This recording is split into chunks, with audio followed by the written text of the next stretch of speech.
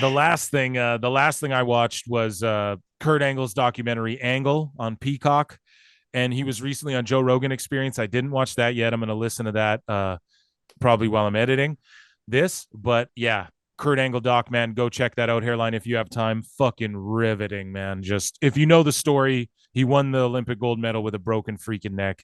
It gets into the detail of his rehab, his drug use, all that stuff. They put TNA over too, though, as like, I mean, they kind of bury it as like a secondary the shits promotion, like, you know, the way I'm sure they talk about AEW. They still focused on a lot of the stuff he did there. Is like, look, man, he gave his life for this fucking business and his body, and he was part of Team Foxcatcher, which there's a movie made about Foxcatcher and what went down there. Go check that out as well on Peacock.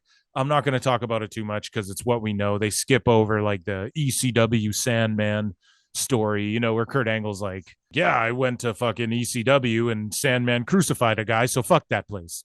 You know, they didn't go over that, but they did go over like the WWF into the AEW stuff. And I don't know if you like documentaries about wrestlers, it's emotional. And his life too. I didn't realize like his sister died.